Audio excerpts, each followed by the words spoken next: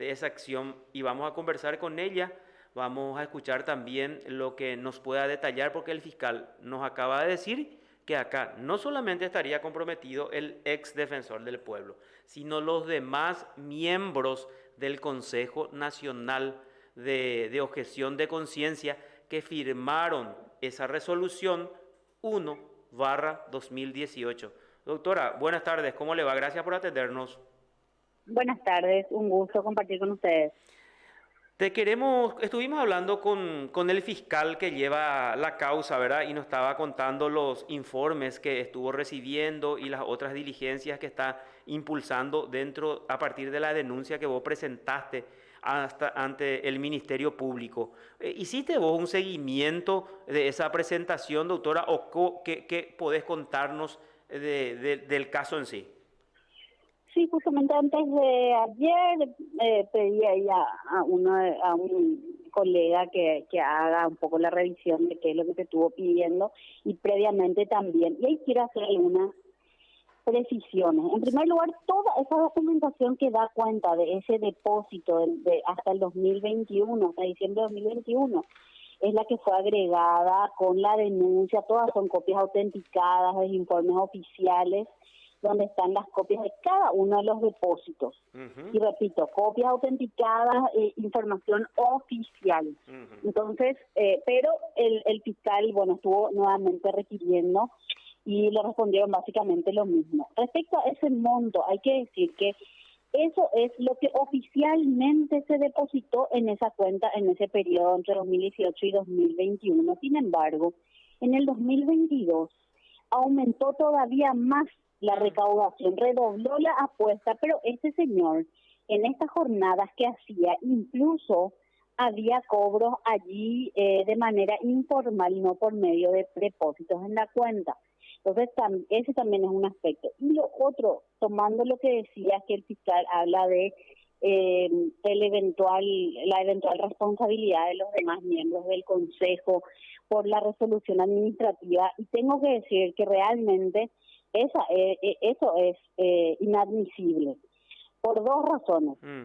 Uno, en la resolución del Consejo de Objeción de Conciencia no hay un solo artículo que le haya habilitado al defensor del pueblo a cobrar por fuera de lo que expresamente dice el artículo 21 de la ley.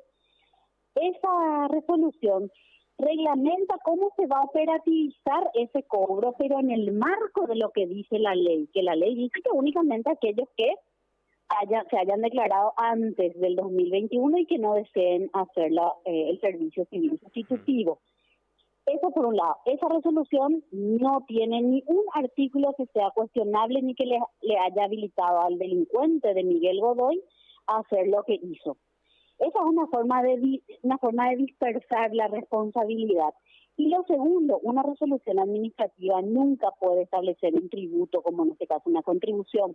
Eso únicamente se puede por ley. Es decir, en caso que hayan querido hacerlo por resolución, no iban a poder, pero no lo hicieron, y ahí quiero ser enfática porque conozco todo ese articulado todos los artículos de esa Claro, resolución. No queremos, es queremos cierto lo que entender dice el bien, doctora, fiscal. ahí te interrumpo un chiquitito porque el fiscal nos dijo que hubo una objeción de parte del representante del Ministerio de Defensa cuando se iba a Sí, dictar esa tengo resolución. esa copia. Bueno, hubo una objeción, lo que él dice acá hay que entender bien, quiero entender bien lo que vos estás explicando y lo que nos explicó bien.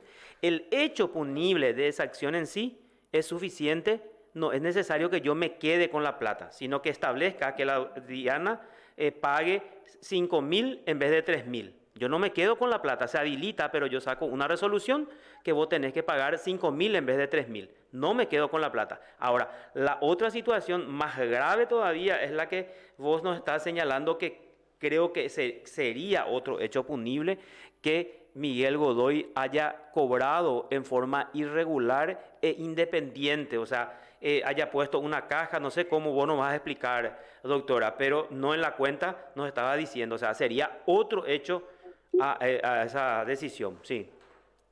Es así como señalás, pero reitero, esta resolución a la que hace referencia el fiscal, que es del Consejo Nacional de Objeción de Conciencia, en todo momento, cuando hace alusión al pago, lo hace en el marco de lo establecido en el artículo 21.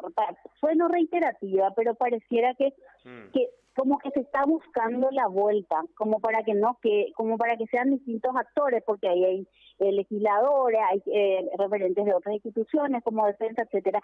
Pero me gustaría pasarles el texto del artículo 21 y de esta resolución, y van a darse cuenta quiero entender, tengo acá a mano que quiero entender, a ver, dice, quedan exceptuados del trámite previsto en el artículo 4 y concordante de la presente ley, los ciudadanos que hayan dejado constancia de su objeción de conciencia ante la Comisión Permanente de Derechos Humanos de la Honorable Cámara de Diputados o la Honorable Cámara de Senadores del Congreso Nacional, en fechas anteriores a la promulgación de esta ley. Los mismos deberán optar, a ver, vos nos vas a explicar, ¿no? Podés detenernos y decir, quiero explicar esa parte para que nosotros podamos entender también, porque lo que nosotros entendimos de lo que nos explicó el fiscal es que acá se amplió más o menos el campo de la gente que tenía que pagar. Cuando ellos habilitan, a ver, que de 18 a 26 años, algo así nos dijo en esa resolución. No es así. Eso no es así. Correcto. Si, hasta donde acabas de leer, dice en fechas anteriores a la vigencia de la entrada en vigencia de esta ley, dice, ¿verdad?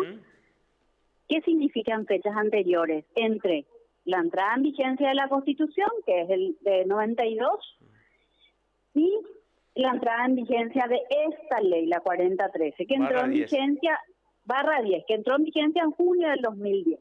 Es decir, los que se hayan declarado objetores entre el 92 y junio del 2010 tienen dos opciones, que es lo que dice a continuación, si querés, por favor.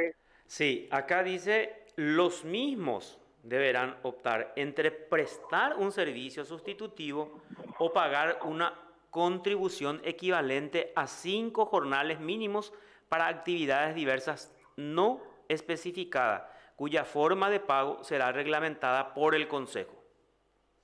Excelente.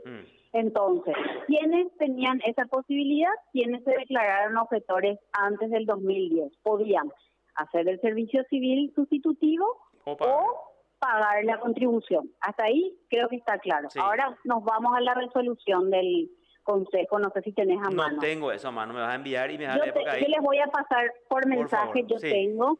Esa resolución en varios de sus artículos hace mención a la contribución prevista en el artículo 21 será pagada de la siguiente manera, establece cómo, e incluso prevé un mecanismo para aquellos que son insolventes, de cómo probar la insolvencia.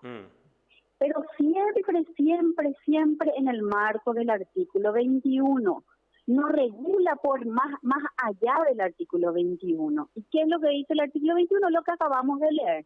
Establece la obligación para aquellos que se declararon objetores antes del 2021, que hagan o el servicio civil o paguen la contribución.